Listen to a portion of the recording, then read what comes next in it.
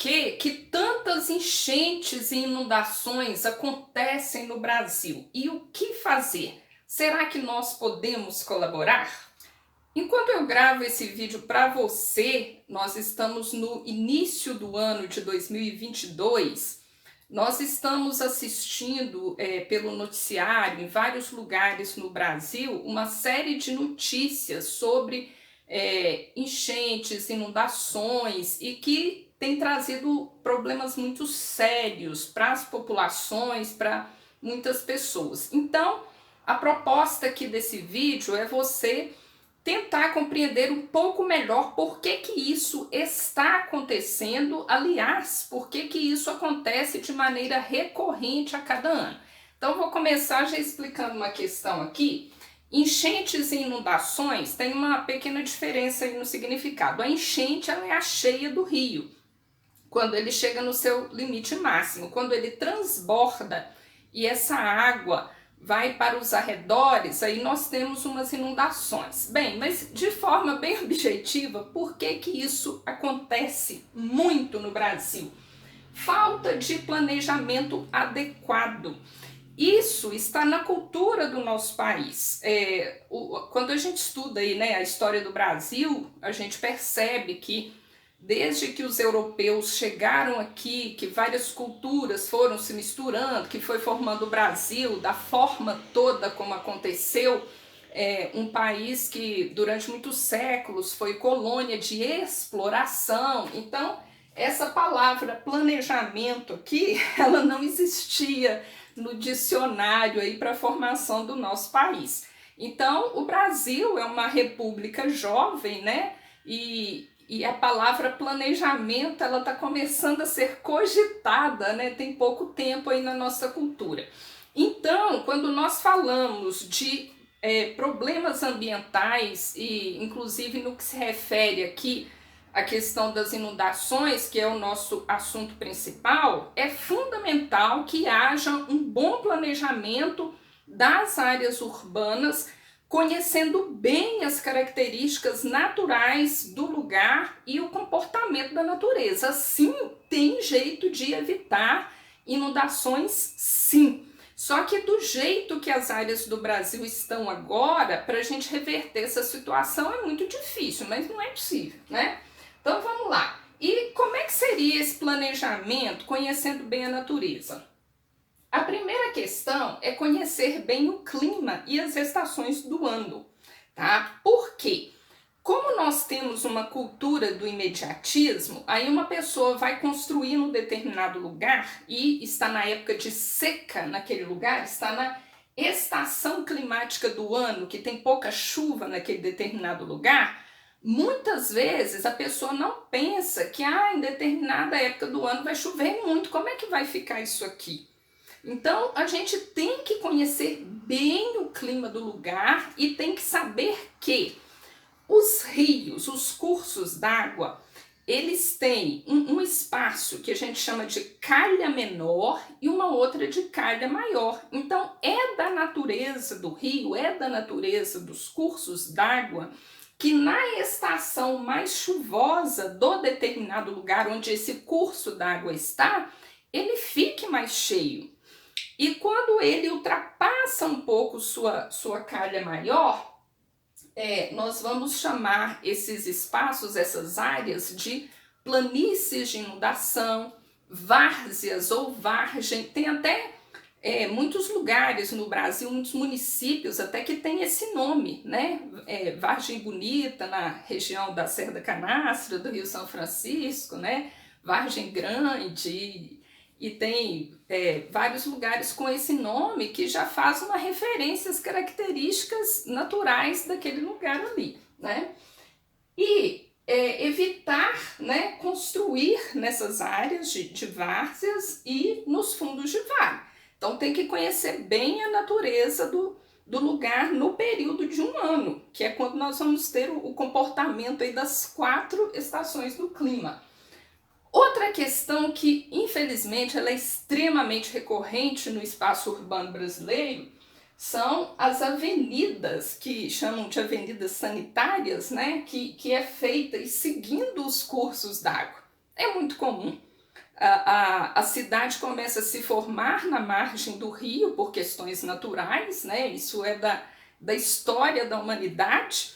O ser humano ele deixa de ser nômade, passa a ser sedentário, vivendo na margem do rio, porque nós precisamos de água, precisamos de alimento que precisa dos solos férteis que tem nas várzeas para serem cultivados.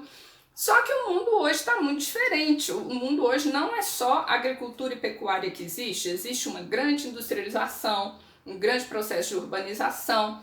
Então, nós continuamos aí com essa cultura de ocupar lugares, formar cidades perto dos cursos d'água. E essa cidade vai crescendo, aí coloca lá um belo de um asfalto na margem, nas duas margens dos rios, né? Muitas vezes tampa isso, né? Faz as avenidas sanitárias, o bulevar, né?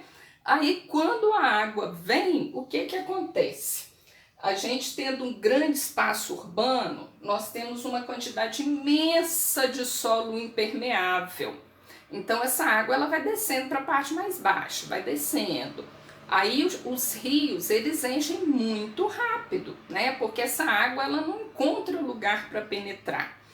E todo ano a gente vê isso no Brasil, né? Infelizmente, todo ano é a mesma coisa. Agora tem uma outra questão que tem se agravado também, é a questão dos eventos extremos, né? Que vêm sendo causados devido ao aquecimento global, que a gente nem está gostando muito de chamar de aquecimento global, porque isso confunde a cabeça de muita gente. Nós estamos chamando de mudanças climáticas. O fato da atmosfera estar aumentando um pouco a sua temperatura em função de tanta poluição, principalmente do CO2, isso intensifica o efeito estufa e a gente tem um aquecimento global. Só que esse aquecimento global, ele muitas vezes não é sentido na pele, né? Não é sentido, percebido por nós como necessariamente um calor, mas sim como uma alteração do comportamento do clima. Por isso que eventos extremos têm sido muito recorrentes, está muito fácil de todo mundo perceber, né? Neve demais num determinado lugar, chuvas intensas e concentradas em outro determinado lugar. Então esse aí já é um problema mais relacionado com a questão da produção de poluição que vem aí durante séculos e que é outro ponto que a gente precisa trabalhar também, né? Bom, então, o que a gente pode fazer, né, para a gente tentar resolver esse problema, dar a nossa colaboração e poder amenizar? Podemos fazer muita coisa, né? Nas nossas casas onde a gente vive, o que a gente pode procurar fazer, né? A gente tem que fazer o possível para que a chuva ela seja absorvida onde ela cai. Porque se ela não for absorvida naquele lugar que ela cai, a tendência da água, por força da gravidade, é escoar para a parte mais baixa. Aí ela vai enchendo todos os cursos d'água que ela vai encontrando na parte mais baixa, né? Então, o que dá para fazer nas casas, né?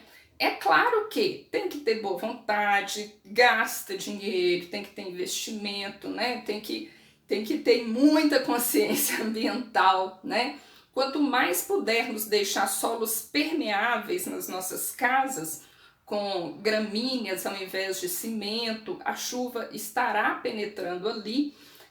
Podemos captar água de telhado e essa água a gente pode dar dois destinos para ela, né? Ela pode ser utilizada para regar plantas depois, para lavar a casa, ou então podem ser feito uma estrutura para que essa água que é captada no telhado, para que ela penetre no solo dentro mesmo da propriedade e que ela não escorra para a rua, né? Agora, o que os gestores públicos podem e devem fazer? Criar leis para incentivar a população a tomar essas medidas de engenharias aí nas suas próprias casas para que a água seja absorvida ali onde ela cai. Como? Facilitando a questão de impostos, né? Por exemplo, quem tem aí um sistema para captar água da chuva na sua casa paga menos imposto. Então tem muita coisa que dá para ser feita, né? O que a gente precisa ter é boa vontade, fazer, né? E a gente ter a consciência de que a nossa ação, ela tem valor sim, ela é importante sim. Por quê? Há quantos anos, né, que a gente vê essa situação se repetindo no Brasil? Desde que eu sou criança eu me lembro de ver isso, né? Porém, as nossas áreas urbanas e a nossa população, ela é crescente. Então, se nesse ano de 2022, enquanto eu estou gravando esse vídeo, a situação está grave no Brasil, se nós não fizermos nada, a tendência é piorar. Então, assim, o que eu tentei mostrar aqui para vocês é um motivo de acontecer isso e mostrar que tem solução. É difícil? É trabalhoso? Mas é possível, tá? Obrigada por prestigiar o vídeo aqui, um abraço e até o próximo. Tchau, tchau!